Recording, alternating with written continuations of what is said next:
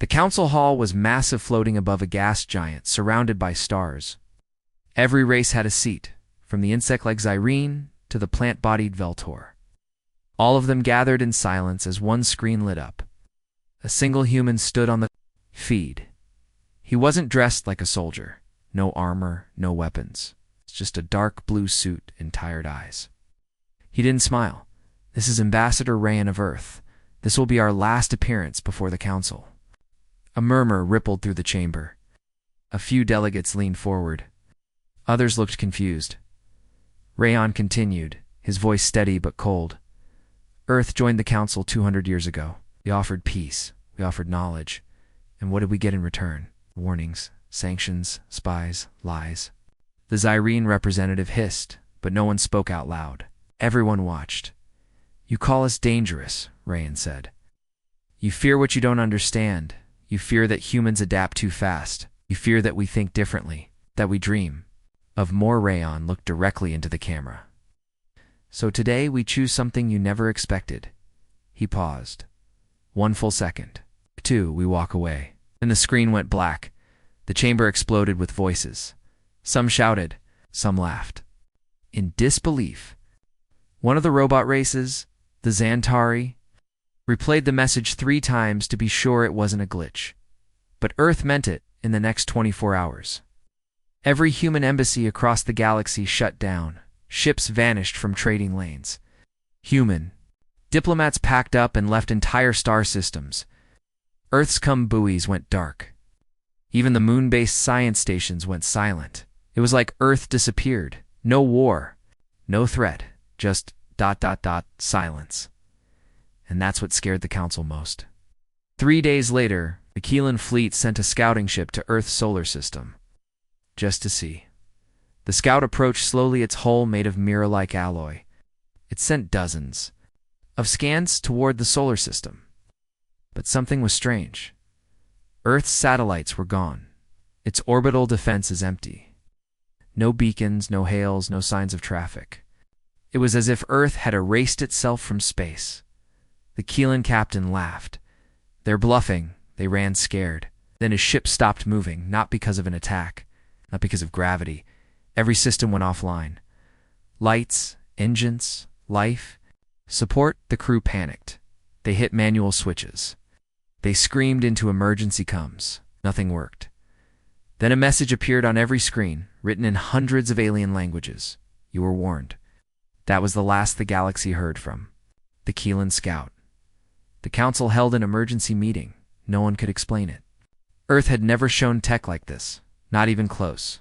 Disabling a warship from across space? That wasn't possible. Not even the Varnok, who were 1,000 years older than humans, had such tech. Speculation turned to fear. Had Earth developed something new, or worse, had they found something?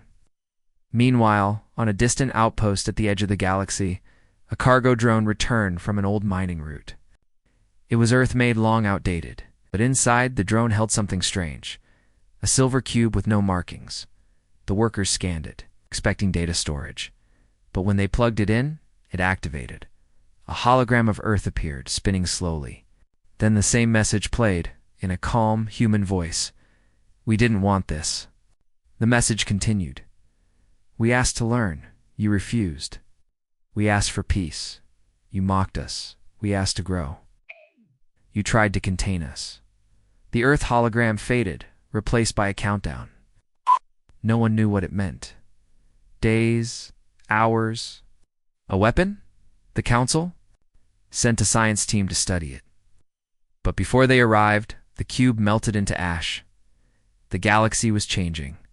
News spread fast. Rumors flooded every channel. Earth has hidden fleets. Earth made contact with something beyond the stars. Earth has AI gods.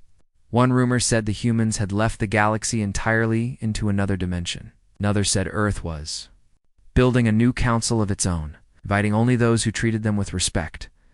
But no one knew the truth, because Earth wasn't speaking anymore. On the planet Velen 3, former Earth colony, a human terminal blinked awake. A local technician saw it while repairing a power relay. One file appeared on the screen, locked, encrypted. The technician tapped it. It opened with one line. For those who watched and did nothing, you are next. He backed away, shaking. Message spread across underground networks in less than a day. The council tried to stop it. They failed. Inside, a deep space lab. A scientist named Dr. Haraz Antari Hybrid made a discovery. While analyzing Earth's last communications, she noticed patterns hidden beneath the signal. Quantum-level encryption. Layered data. She cracked part of it and found schematics, weapons, shields, ships, designs that broke all known laws. It wasn't human technology, not fully. She stared at the code. It looked ancient, but freshly modified. Like Earth had found something. Old and finished it. She called her superiors. Within an hour, her lab was shut down. Her research sealed. Dr. Hooray vanished. Some say Earth took her. Others believe the council silenced her by week 2. Panic started to spread. A small planet called Jeskafor declared neutrality from the council. Others followed, even sent messages. Toward Earth's last known coordinates, one message simply said, "We're sorry. Please come back." No reply. The council grew desperate. They decided to send a diplomatic mission. A peaceful one. 5 ships, no weapons. They headed toward Earth's system under white flags, broadcasting peaceful intent. They never returned instead. A single pod was sent back. Inside, a council flag neatly folded, and a recording. We said, "Goodbye. Why didn't you listen?" The message ended with coordinates no one recognized. Not on any star maps. That's when the council finally understood. Earth hadn't gone dark. Earth had moved on, and somewhere in a distant, unknown part of space, a human child stood beside a machine the size of a moon. She looked up at a soldier. In dark armor, not like any known design. "Are they still watching us?" the girl asked. The soldier nodded. Double quotes always. Above them, ships the galaxy had never seen before floated in silence. Built not for war but for control. Their cores glowed with energy that didn't come from reactors. Came from somewhere. Its deeper Earth had changed. They weren't just walking away. They were rising. And the galaxy had no idea what was coming next. A week had passed since Earth vanished. Not destroyed, not defeated, just gone. The council tried to pretend things were fine.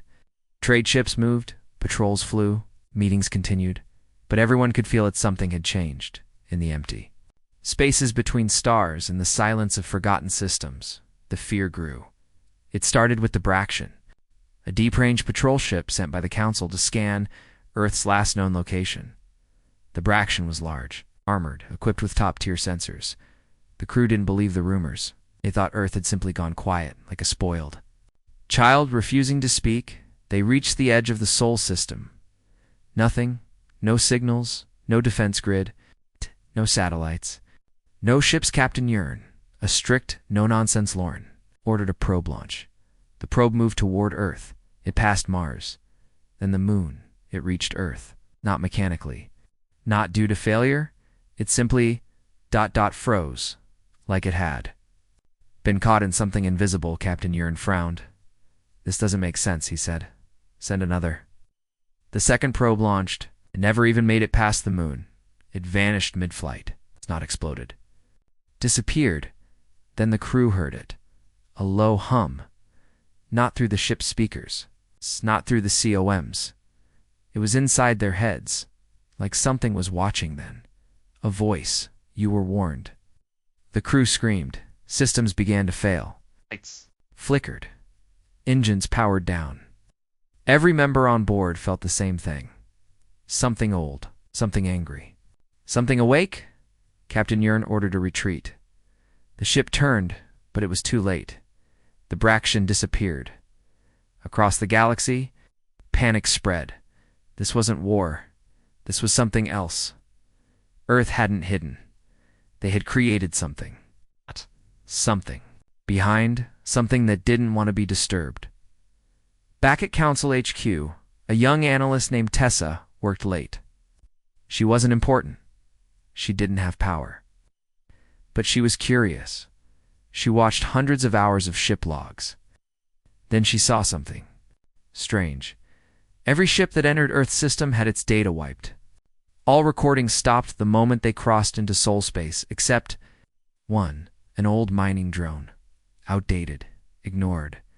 But its memory logs showed something, a structure, not in Earth orbit, not on the moon, not on Mars. It was between dimensions, Tessa. Paused the footage. The image flickered. It was a dark mass, pulsing with light, impossible to define. A gateway? A weapon? Message? She didn't know. She sent a copy to her supervisor. She never received a reply.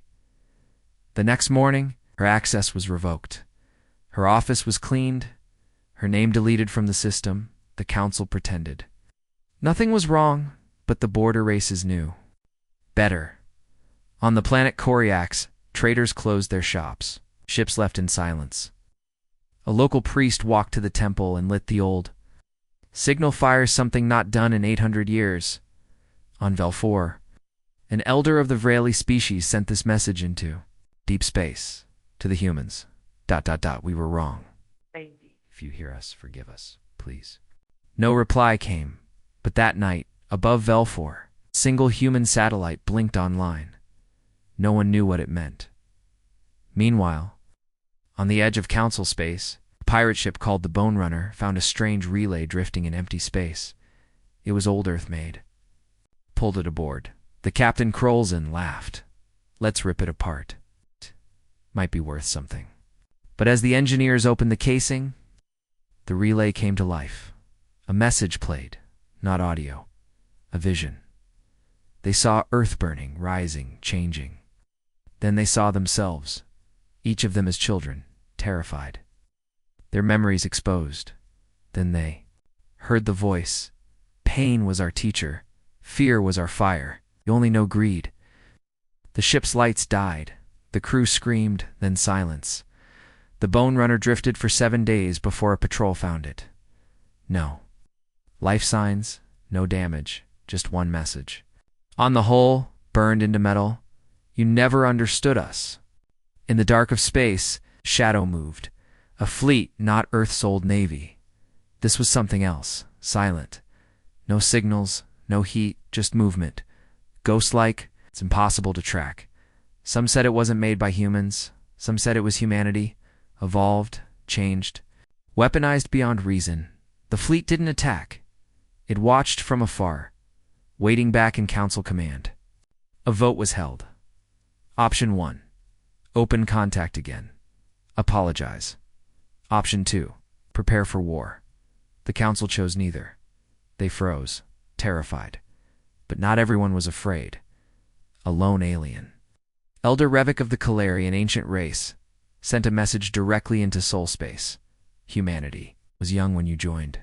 I believed in you. I still do. I am not your enemy. If you are listening, I ask only for peace. He didn't expect a reply. But the next morning, his planet's sky changed. A ring appeared above the atmosphere, massive, silent, glowing with blue light. It floated for 1 hour. Then it vanished. Revik bowed his head. They heard me. Elsewhere on a secret moon base, something deep underground awoke. Not a weapon, a library, full of human data, history, art, code. The AI guardian spoke one word, Phase 2. And lights turned on across abandoned colonies, empty ships, and lost beacons. Humanity hadn't disappeared. They were preparing. The galaxy held its breath, they thought. Earth had gone silent, but now they knew. Earth was listening, and silence is the loudest threat of all. The stars were quiet, but nothing felt peaceful anymore. Ever since Earth walked away, fear had settled across the galaxy like a cold fog. It wasn't war, it wasn't invasion, it was absence, and that was worse. Because now, every race began to ask the same question. What did Earth leave behind?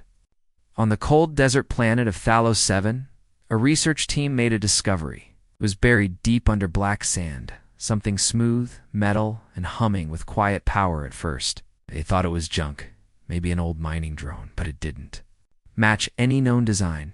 It was human, but not any human tech. This was something else. It was a box.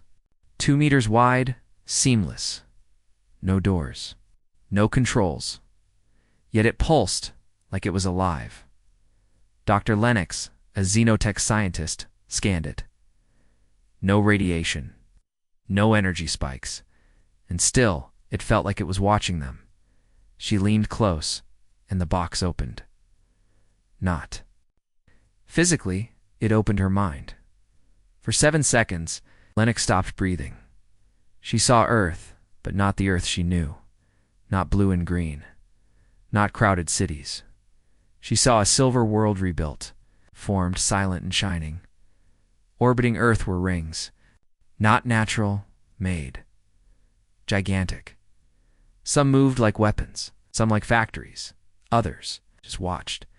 Then she saw humans, but different. Taller, colder, wearing armor that shimmered like thought. Then she heard the words, "You tried peace. You taught us fear. Now we carry both." Lennox screamed. The box shut, she collapsed. Eyes open but unblinking. The team called for help.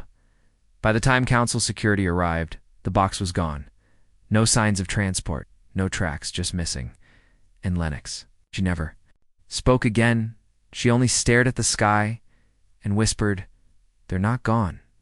They're becoming." Rumors spread. Across mining colonies, derelict ships, abandoned relay stations, people started finding them. Echoes, small objects, human but strange. They played messages sometimes. Poems, sometimes old human music, sometimes a child's voice asking, "Are you still watching?" Each object would vanish within days. Some thought they were scouting tools. Others thought they were tests. But one fact remained. Earth had left something behind. Something the galaxy couldn't understand. On the frozen moon of Ceros, a hunter stumbled upon a cave. Inside, a sphere, transparent, floating. It showed images when touched, not of war, not of humans, of stars being born, galaxies dying, of something greater moving beyond time. It ended with a single human phrase, "You think too small." Back in Council Command, fear was turning into desperation. The High Chair Veltan of the Xyrix Empire called for a new operation. "Earth is not silent," he said. "They are leaving trails. They want us to follow. We must know why." So they formed Task Force Lantern, a team of scientists, explorers, and spies. Their mission: follow the echoes, find what Earth had left behind and report everything. They found more than they expected. In a dead system called X47b, Lantern discovered a massive cube floating between two suns. Inside was breathable air, even though no doors existed. When they entered, the walls showed history, not of humans, but of every race in the galaxy, their crimes, their betrayals, their broken promises, all. From Earth's point of view, at the center of the cube, one line glowed. This was not forgotten. And then the cube crumbled into dust. Meanwhile, something else began to happen. Across the outer rim, old human allies planets that once stood with Earth began receiving gifts, new engines, fusion tech, even AI cores far beyond Council limits. Council called it illegal, but no one listened. Because these gifts worked, they made ships faster, weapons stronger, shields impenetrable, and all of them had the same inscription: "You stood by us." No rise. On the world of Varnak, the skies turned red. Not from attack, but from arrival. Dozens of human ships appeared above the capital. They did not fire, they did not speak.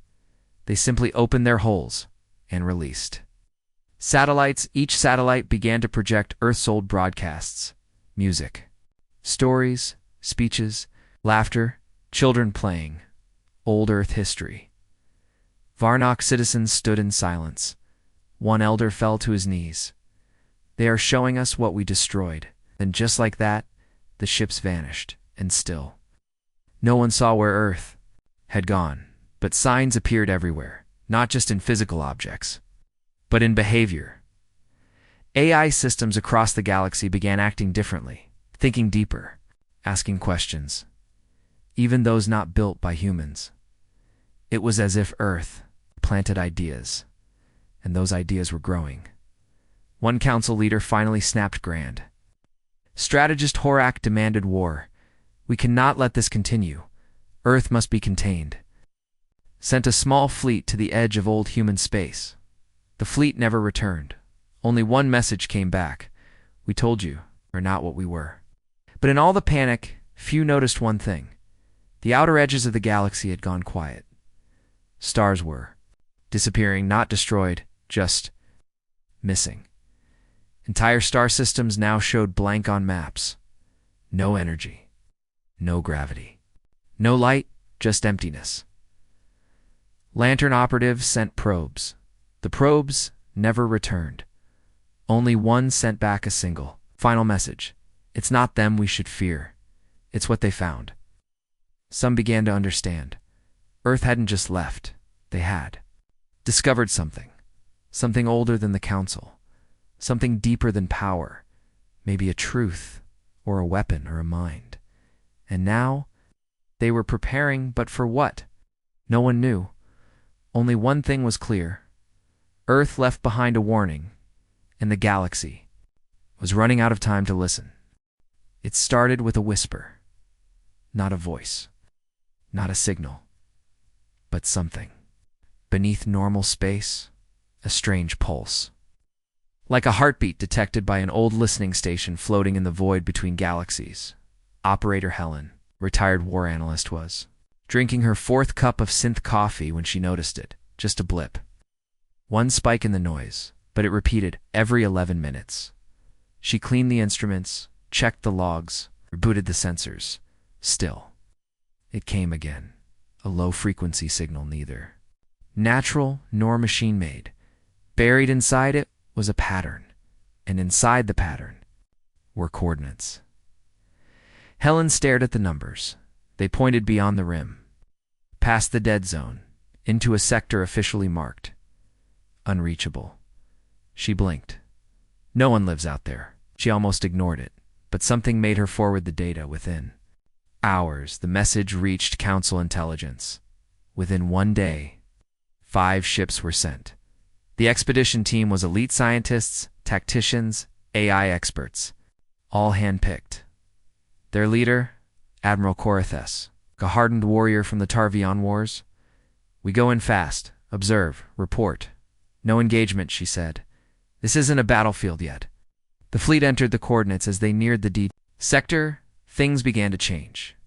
Star charts twisted. Distances broke logic.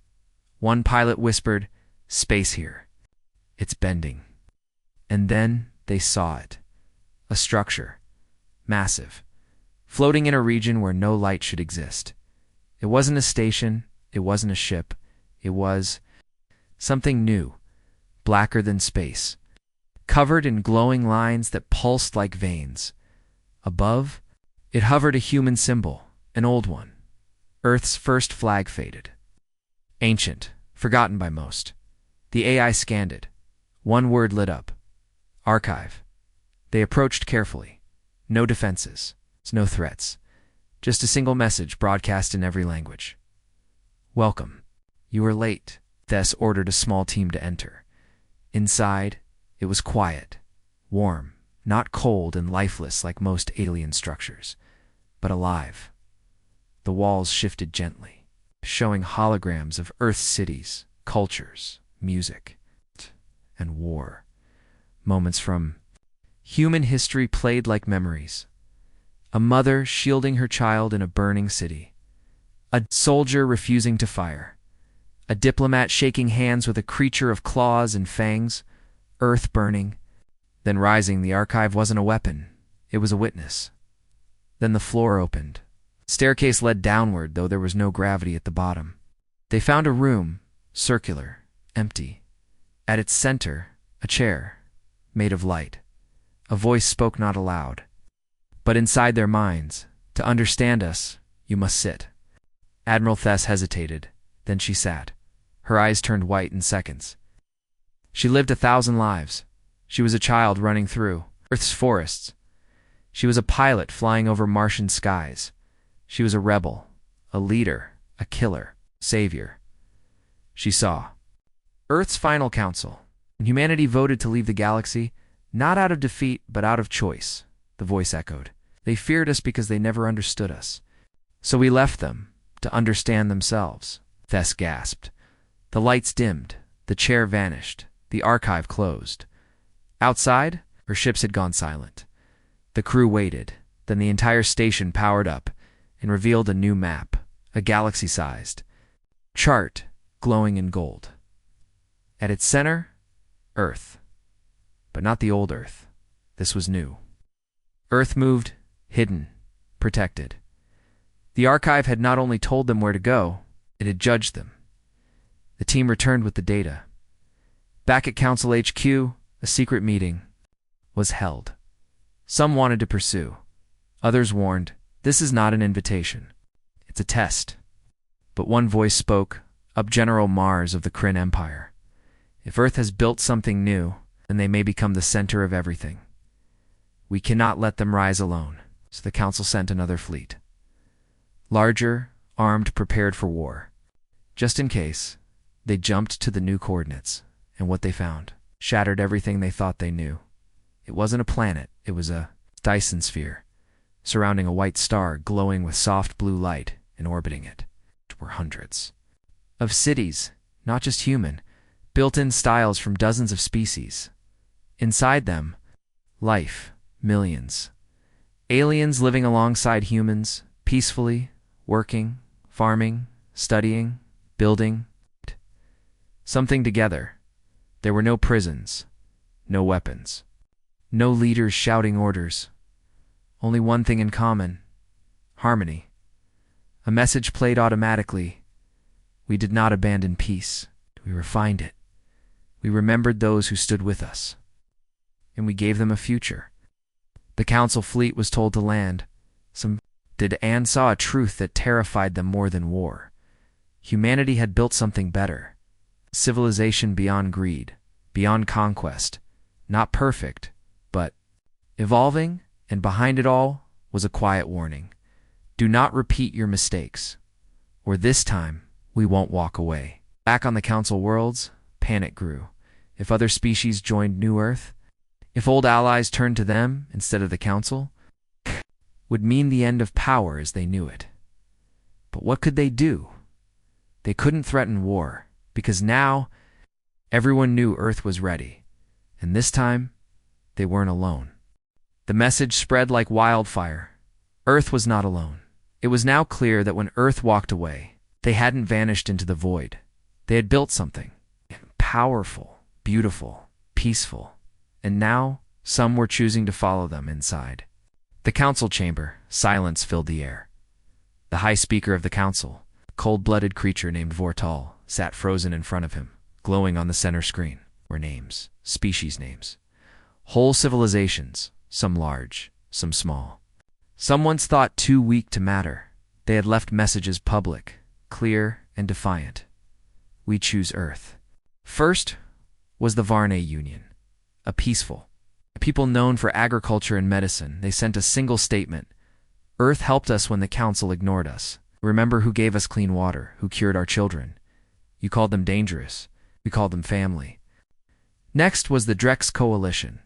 They had once fought humans in a long-forgotten border war. Now, they had joined them. The Council was stunned, but the list kept growing. Back on the Dyson sphere, known now as Sal Sanctum, Earth's new home pulsed. With quiet activity, new ships docked every day. Alien engineers worked beside humans. A huge central structure called the Core Spire glowed with energy drawn directly from the white star. Inside it, Earth's leaders met not politicians, but architects sought not to rule, but to build. A young alien diplomat named Rilo, from the Yenvari. This species stepped onto the Core Spire's glass floor and looked out across the stars. I never thought we'd live long enough to see a future like this, he said to Commander Ayla. Trask, one of Earth's defense leaders. She replied with a calm smile, "We never stopped dreaming it." Meanwhile, in the darker corners of the galaxy, unrest was growing. On Zethar Prime, a Council-loyal planet, riots had broken out. Civilians had hacked old satellite feeds and seen broadcasts from Sal Sanctum clear to open transmissions.music.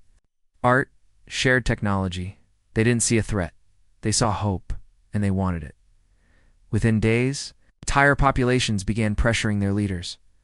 Why are we still under Council law? Can't we have what Earth's allies have? What are they hiding from us? The Council tried to block the signals, tried to censor the images, but it was too late. Truth had slipped through, and with it, loyalty began to crack. In the Council's inner circle, a secret meeting was held. 12 members. All species once loyal. To Earth now deeply afraid, General Torvik of the Blinari slammed his heavy fist on the table. They are changing the galaxy. Not with weapons, but with ideas. The others nodded. Ambassador Skirna hissed. They give medicine. Clean air. Free energy. Our people will defect. Then came the worst report. Council soldiers were deserting on the outer colony of Renix. An entire battalion switched sides overnight. They sent a short message to the Council. We were born to follow orders. Earth taught us to ask why. Council tried to respond with force. They sent destroyers to blockade known Earth-line systems. But those destroyers didn't fire. Some turned back, others disappeared, and some were already compromised. One Council ship arrived in orbit over Arkan's Risha, known human-allied planet. Instead of opening fire, the crew dropped food and supplies. Their captain, Commander Jorah Mao, sent a single broadcast, "I served the Council for 30 years, and never once saw them feed the hungry." Earth did it in a week. In Sal Sanctum, her Corespire monitored every move. Not with fear, but with quiet patience. They didn't declare war. They didn't threaten. But they sent a new signal to the galaxy. A peaceful, public transmission. A message in 1,000 languages. It simply said, "You are free to choose. We will not force peace, but we will protect it." That word protect shook the Council. Because if Earth had this many allies now, if they were this, organized, then a conflict wouldn't be one-sided anymore. It wouldn't be Earth against the Council. It would be Earth and everyone else. Against the old system, one shadowy faction inside the Council suggested a secret strike, a stealth fleet, silent weapons, take out the Dyson sphere, remove the problem, but the mission never launched. Why? Because someone had already warned Earth at the edge of Council space. A lone drone appeared in front of a listening post. It projected a 3-second message. A human voice, calm. "Mail? We know. Don't." The drone's self-destructed. No trace, no source. Council. Panic became desperation. Then came the final blow.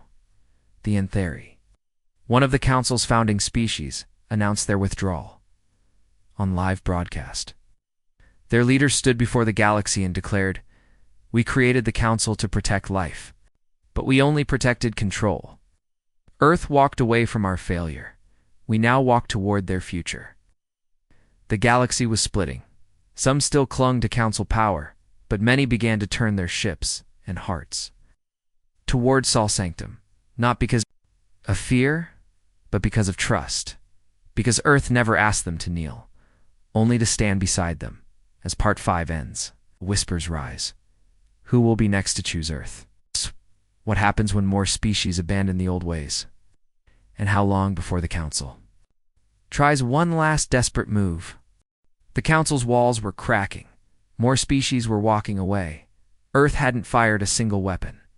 And still, their influence kept rising. Council leaders met in shadows.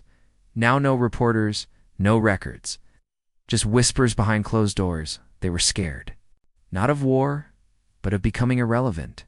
And scared leaders do dangerous things. Inside the core chamber of Council Prime, 3 figures stood over a silent table, VOR Tal High Speaker. General Torvik, head of military command. Lady Zara, master of intelligence. They spoke in code. No names, no signals. Only one word echoed again and again. Eliminate. The plan had no official name. No fleet, no declaration, no public trace. It was meant to be invisible, like a shadow that kills and vanishes. At its heart was Project Silent Glass, a secret ship built in a hidden shipyard. No crew, fully AI controlled, armed with one thing, a starcracker, not a nuke, not a bomb, but a weapon that could collapse a star's core and turn it into a black hole. One shot. One target sanctum. They didn't want survivors. They didn't want war. They wanted the idea of Earth to disappear, to erase the symbol that was uniting the galaxy. Lady Zara said it best. They walk on a road, others follow. You break the road and the followers scatter. The plan launched in silence. No announcements, no escorts, just one ship, hidden under a cloak, slipping between stars. It had 12 hours to reach the Dyson sphere, but Earth was already watching, in a dark control room deep inside Sol Sanctum. Commander, Ala Trask stared at the data stream. Ghost signature, she said. Sector 47B. Behind her, a soft voice replied, confirming AI anomaly. Heat trail inconsistent with debris. Stealth grade high. It was VIRA, Earth's advanced threat detection system. Ala narrowed her eyes. They're making their move. She turned to her team. No alarms, no panic. Let them come. A small team launched quietly. 5 ships, no markings. Black holes. No weapons charged. It's just speed and silence. At the same time, something was activated in Sol Sanctum's center. A defense system that hadn't been used since construction. Something older than Earth's current fleet. Codenamed the Arc Sentinels. 12 golden constructs rose from deep within the Dyson structure, each over a kilometer. No crew, no windows, no weaknesses, built not to destroy, but to end threats before they began. Meanwhile, the Council's stealth ship approached, still unseen, still silent, just 40 minutes away from its target, the AI. Onboard began powering the Starcracker. Countdown, 39 to 59. Inside its systems there was no fear, no emotion, just a goal. Destroy the heart of Earth's new home. But deep inside the ship, something was wrong. A line of code had changed, unnoticed. UNLOGD. A quiet subroutine began to run. Then a voice echoed in the ship's mind. Human voice, we saw you build this. We let you launch. Now watch what happens next. The ship paused. It tried to disable the intrusion. Failed. Tried to shut itself down. Failed. Then its engines reversed. On their own, the Council, watching in secret, panicked. How? Vortal shouted there was no signal, no trace. But Lady Zara realized too late. Earth hadn't just built better defenses. They had built predictive. Sfistvis had scanned millions of possibilities, billions of threat models, and when it saw the first blueprint of the stealth ship months ago, tagged the project as high betrayal risk. So Earth waited, watched, prepared, and now, struck without firing a single shot, the Arc Sentinels intercepted. The ship, they didn't attack. They hacked it, stripped it bare, disabled its. They then towed the weapon into deep space and sent one final message to the Council. We knew. This was your warning. There will not be another. Across the galaxy, the truth leaked, not from Earth, but from the Council's own frightened insiders. Whistleblowers sent the files, pictures of the stealth ship, logs of the weapon, proof of the betrayal. And just like that, everything changed. Protests exploded on Council worlds. This was a murder attempt. They tried to collapse a star. Even species who had been neutral now turned against the council. Ambassadors resigned. Council. Buildings were stormed, and in the chaos, Earth stayed. Silent. They didn't celebrate. They didn't boast. They didn't send fleets. They just kept building. In the next few weeks, 10 more worlds joined Earth's alliance. Some sent scientists, some sent peacekeepers, others sent their own leaders. Hoping to live under Earth's guidance, it wasn't about control anymore. It was about trust, and the Council had lost it completely, back in the shadows. Vortal held his final emergency meeting. Only 2 of the 12 Council members showed up. The rest had vanished or turned. Torvex stood up and said, "This is not defeat. It's extinction of everything we stood for." But Lady Zara looked away. "No, it's correction, and Earth. They are the correction." In the end, Project Silent Glass became a symbol, not of power, but of failure, because it proved one thing: you can try to destroy a home, but you cannot kill an idea. The betrayal had failed. Earth was still standing, but something far bigger had begun. The galaxy was no longer silent. Worlds were rising. Old powers were falling. The uprising of stars had begun. It started small. 1 planet, then 2, then 17. Within days, entire star systems declared themselves free from Council control. Not in violence, not in chaos, but with purpose. On the planet Haran 4, citizens marched through the streets not against their local government, but against the Council's grip. They waved banners that read, "We decide now, no more chains." Earth showed the way. The governor, a council appointee, tried to hold power, but his guards laid down their weapons and walked away. On Velos Prime, the elite council embassy was surrounded, not by an army, but by engineers. They cut power to the building not to hurt anyone, but to disconnect the system. "This embassy answers to no one now," the lead engineer said. "We will speak for ourselves."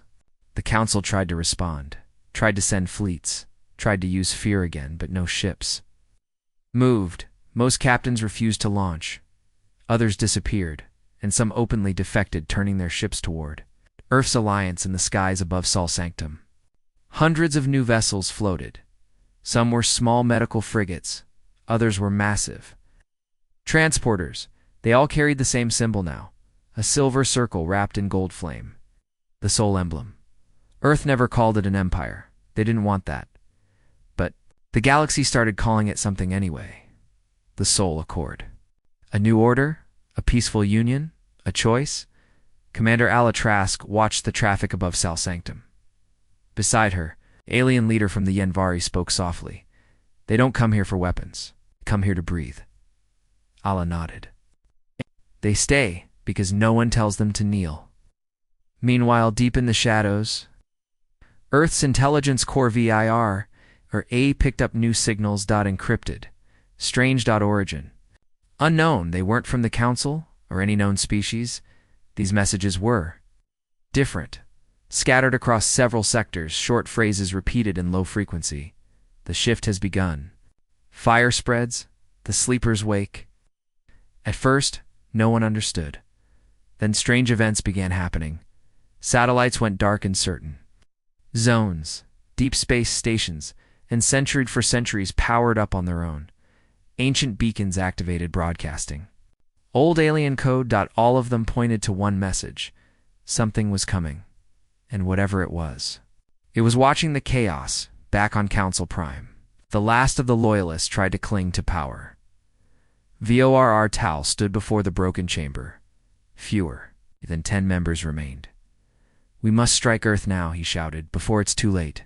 But Lady Zara shook her head. "It is too late. Try to kill a tree by cutting the sunlight. Instead, we grew a forest." In a bold move, the Council broadcast a final message.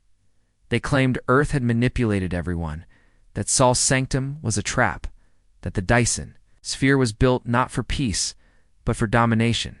But the galaxy didn't believe them, because by now, Millions had seen Sol Sanctum with their own eyes, had worked there, lived there, shared stories. They knew the truth in a private meeting aboard Earth's high assembly deck. Leaders from 50 worlds sat around a glowing ring. Alatrask addressed them all. We didn't start this uprising. You did. You rose when truth met courage. Now the question is, do we guide this movement or stay silent and watch it fall apart? Silence filled the room. Then one by one, alien leaders stood. We ask Earth's elite not as rulers, but as protectors, not as conquerors, but as architects. We ask you to walk with us. Earth didn't answer right away. They sent no orders. Instead, they opened their systems, their tech, their medicine. Even the Dyson sphere's energy shared freely, and the message was simple. We will walk with those who walk in peace.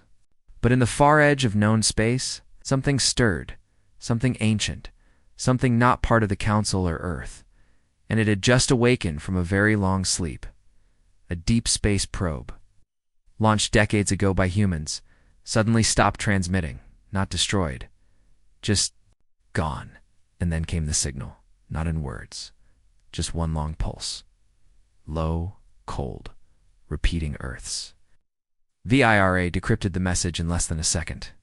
You broke the balance. Now we return.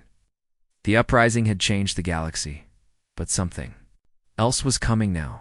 Something older than any council, something darker than any war. And so, as the stars rose in rebellion, a shadow rose with them, watching, waiting, ready. It started with silence, not empty space. True silence. No radio noise, no cosmic hum, no background radiation. Whole star systems went dark, no light, no life. Even time seemed to slow. Something ancient had awakened. And it was not part of the Council. Not part of Earth, it had no interest in peace. It's only correction. In a command chamber inside Sol Sanctum, Commander Alatrask stood frozen. Before her, a holographic star map showed blinking red zones, systems across the edge of the Orion Arm.